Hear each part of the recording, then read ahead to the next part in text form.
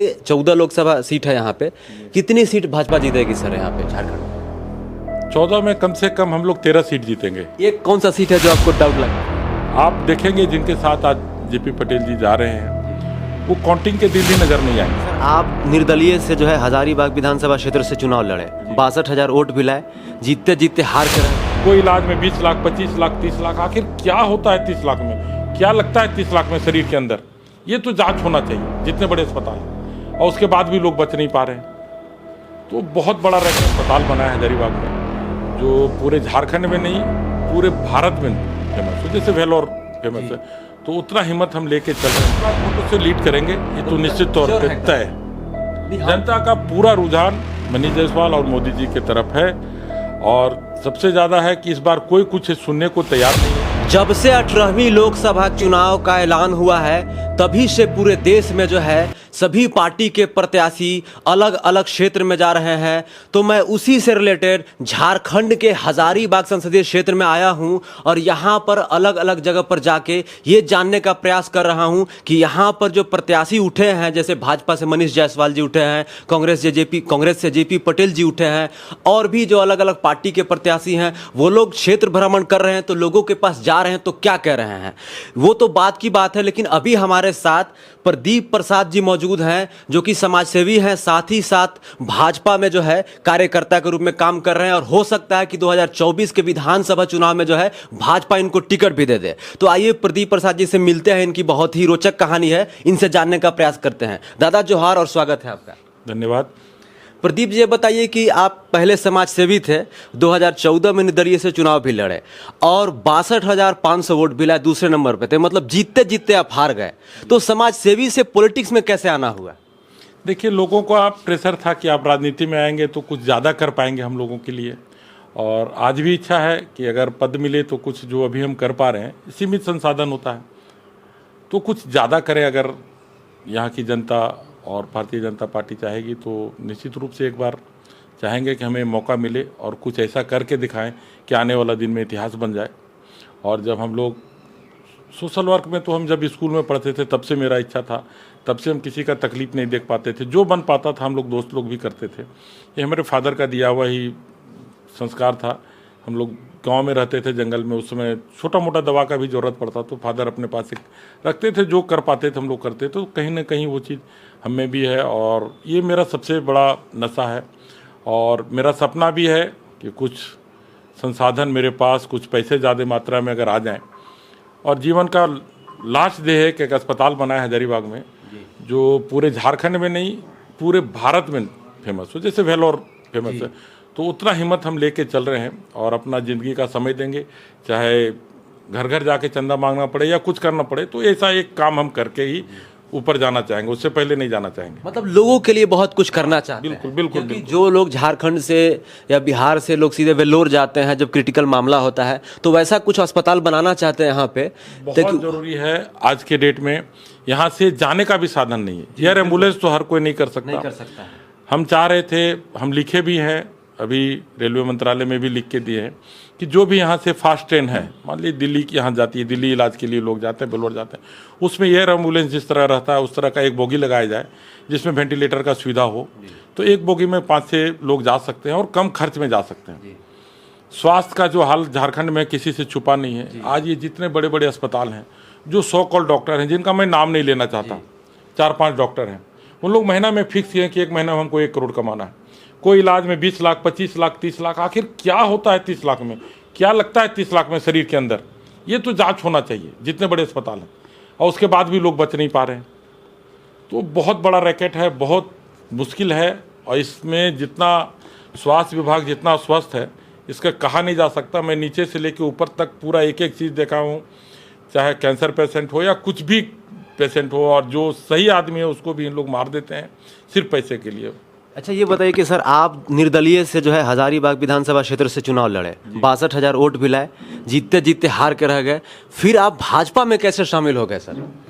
देखिए, आज आप लोगों का भावना समझना होगा।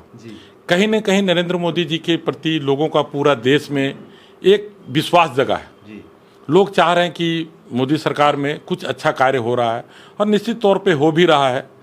और आने वाला दिन में उम्मीद है लोगों का कि आएगा, अच्छा दिन आएंगे जो है, और धीरे धीरे आ रहे हैं, उम्मीद है आएगा। इसलिए मेरा भी विचार हुआ, अपना एक टीम वर्क होता है, टीम वर्क के लोग बोलते हैं कि नहीं इसी में रहना चाहिए, वही करना पड़ता है, आप अकेले तो बहुत कुछ नहीं कर सकते। तो अभी जो है भाजपा जो है मनीष जायसवाल को टिकट दिए यहाँ से, तो क्या और प्रत्याशी नहीं थे? क्योंकि ऑलरेडी मनीष जायसवाल इस अभी सदर विधानसभा क्षेत्र से जो है विधायक हैं, उन्हीं को टिकट मिला। क्या जैसे आप हैं, समाजसेवी भी हैं, अच्छा काम भी करते हैं और आप वोट भी अच्छा खासा लेके आए निर्दलीय से, और भाजपा के कार्यकर्ताओं को टिकट नहीं दिया जा सकता था? दिया क्यों नहीं जा सकता था, लेकिन मनीष जायसवाल का पिछले 10 साल का जो भी कार्यकाल रहा वो निश्चित तौर पे बेहतर रहा, वो जनता के बीच में रहे।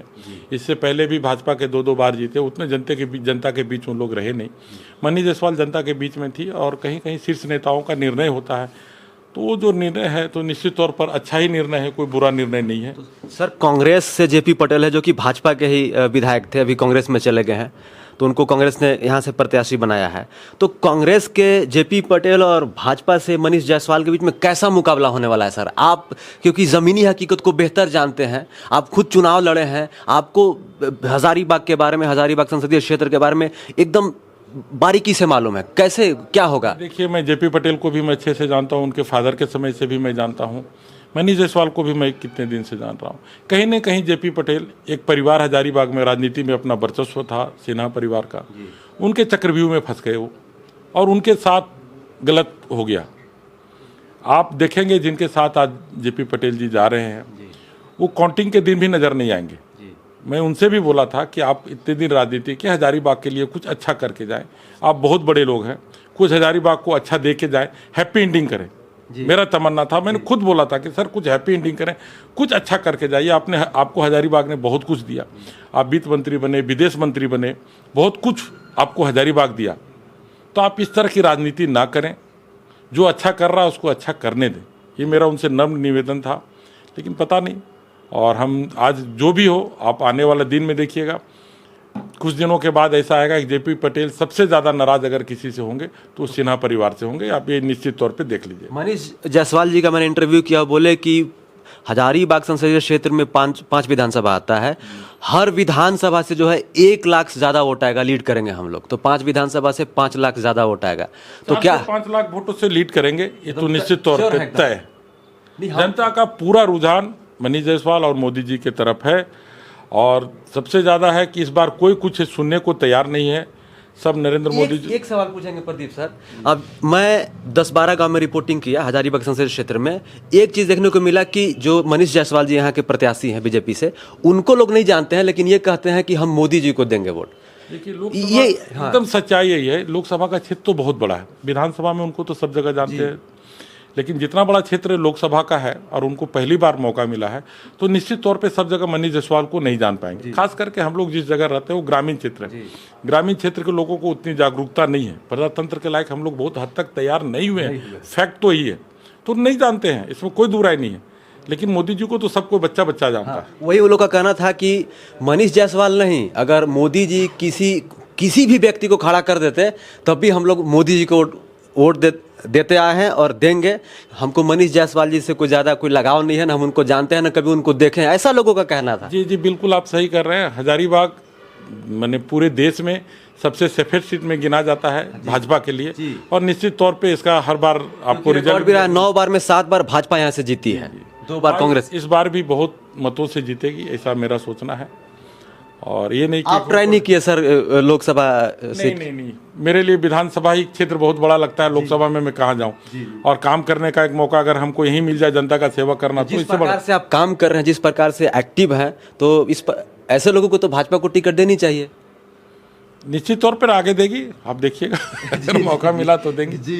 तो हमारे साथ समाज सेवी और भाजपा के कार्यकर्ता हैं और ग्रामीण स्तर पे काम करते हैं, लोगों से मिलते जुलते हैं, बहुत ही अच्छा सराहनीय कार्य है सर का। कह रहे हैं कि यहाँ से जो है हजारीबाग संसदीय क्षेत्र से भाजपा के जो प्रत्याशी हैं मनीष जायसवाल जी लगभग 5 लाख वोटों से जीतेंगे, लेकिन ये तो 4 जून को पता चलेगा। लेकिन यही है कि मोदी फैक्टर चल रहा है पूरे देश में।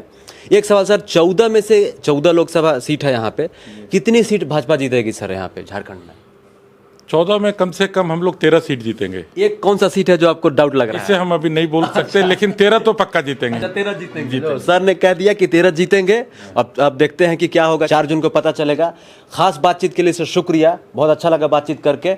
और आप दर्शकों से यही कहना चाहेंगे कि चुनाव का समय है, सभी प्रत्याशी आप लोग के पास आएंगे, सोच समझ के सूझबूझ कर काम लीजिएगा, क्योंकि यही वो फैसला है जब आपके पास प्रत्याशी आते हैं, जीतने के बाद पता नहीं कोई आएगा या नहीं आएगा, ये तो कहना बड़ा मुश्किल है।